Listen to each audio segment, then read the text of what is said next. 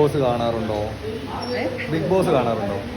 എപ്പോഴും കാണാറില്ല, എന്നാലും ഫ്രീ ടൈം ഒക്കെ കാണാറുണ്ട്. തന്നെ ആരാണ് കൂടുതൽ ഇഷ്ടം? ആരെയാണ് സപ്പോർട്ട് ചെയ്യുന്നത്? സൗണ്ട് പറയട്ടോ. ആരെയാണ് കൂടുതൽ ഇഷ്ടം? അങ്ങനെ പ്രത്യേകിച്ച് ആരും ഇഷ്ടമായി തുടങ്ങിയിട്ടില്ല. ബിഗ് ബോസ് കുറച്ചുകൂടെ നന്നായിട്ട് എന്താ പറയുക, കുറച്ച് എപ്പോഴും വഴക്ക് മാത്രമാവാതെ കുറച്ച് കളിയും ചിരിയൊക്കെ ആയിട്ട് ഇച്ചിരി രസകരമായിട്ട് കൊണ്ടുപോകണമെന്നാണ് എൻ്റെ ആഗ്രഹം. അതുകൊണ്ട് ഇപ്പോഴും ആരും പ്രത്യേകിച്ച് ഒരു ആളായിട്ട് സപ്പോർട്ടിങ് അങ്ങനെ എന്തെങ്കിലും ഉണ്ടോ? അങ്ങനെയില്ല, ഞാൻ ആരാണോ നന്നായിട്ട് ഗെയിമൊക്കെ ചെയ്ത് ടാസ്കൊക്കെ ചെയ്ത് വരുന്നത് അവരെയാണ് സപ്പോർട്ട് ചെയ്യുന്നത്. അങ്ങനെ പേഴ്സണലി ആരെയും സപ്പോർട്ട് ചെയ്തിട്ട് ആക്റ്റീവായിട്ട് നിൽക്കുന്നത് ശ്രുതി ആക്റ്റീവാണ്. പക്ഷെ പുള്ളിക്കാരി കുറച്ചും കൂടെ ആക്റ്റീവായി എന്തായാലും ഇപ്പൊ കുറച്ച് ദിവസമായിട്ട് നല്ല ആക്റ്റീവ് ആവുന്നുണ്ടല്ലോ. ഞാൻ കുറച്ച് വീഡിയോ ക്ലിപ്സൊക്കെ കണ്ടായിരുന്നു. ഈ ഇൻസ്റ്റയിലൊക്കെ വരുമല്ലോ, അതാണ് ഞാൻ കൂടുതൽ കാണുന്നത്. ഏഷ്യാനെറ്റ് പിന്നെ നിങ്ങളൊക്കെ തന്നെ ഇടുന്നതുണ്ടല്ലോ ട്രോൾ. അത്യാവശ്യം ചെയ്യുന്നുണ്ട്. ബിഗ് ബോസിലേക്ക് വിളിച്ചാൽ പോവോ? ബിഗ് ബോസ് വിളിച്ചാൽ പോവോ? കാരണം ഞാൻ ഇന്നൊരു പ്ലാറ്റ്ഫോം അല്ലേ, അത്രയും റീച്ച് കിട്ടിയ ഒരു പ്ലാറ്റ്ഫോം.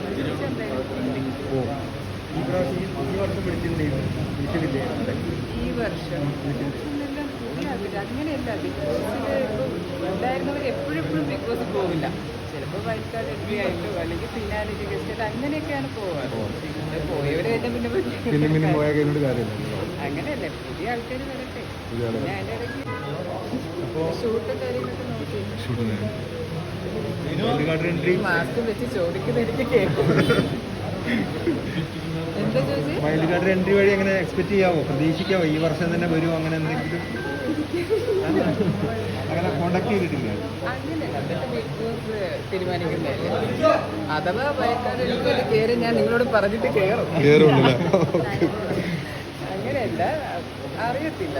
അതൊക്കെ ചിലപ്പോൾ അവരുടെ ഒരു പ്ലാൻ പോലെ വിളിക്കുമായിരിക്കും. ചിലപ്പോൾ എനിക്കൊന്നും നമ്മുടെ സീസണിലുള്ള ആരെങ്കിലൊക്കെ കയറുമായിരിക്കും, പറയാൻ പറ്റില്ല. അങ്ങനെ അത് അങ്ങനെ കാരുടെ ഫാനാണ്. ആരും ഫാനാവും. ഞങ്ങൾ രമ്യയുടെ ഫാൻസ് ആണ്.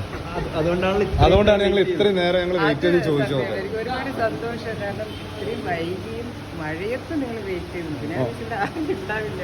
കല്യാണ രാവിലെ ദിലീപേട്ടനെ പോലും ഞാൻ അല്ല, ഞങ്ങൾ പോകാൻ തുടങ്ങിയതായിരുന്നു. അപ്പോൾ ഒരു രമ്യ വരുന്നെന്ന് പറയുമ്പോൾ എല്ലാവരും ബാക്കിയുള്ള എല്ലാ പരിപാടിയും ക്യാൻസൽ ചെയ്തിട്ട് പരിപാടി ഒരുപാട് സന്തോഷം. കാരണം അവിടെ എറണാകുളത്ത് എനിക്കൊരു പ്രോഗ്രാം ഉണ്ടായിരുന്നു രാവിലെ. അപ്പോൾ അതും അറ്റൻഡ് ചെയ്തിട്ടാണ് നേരെ ഇങ്ങോട്ട്. ഫ്ലൈറ്റ് ഒന്നും ഇല്ല കേട്ടോ.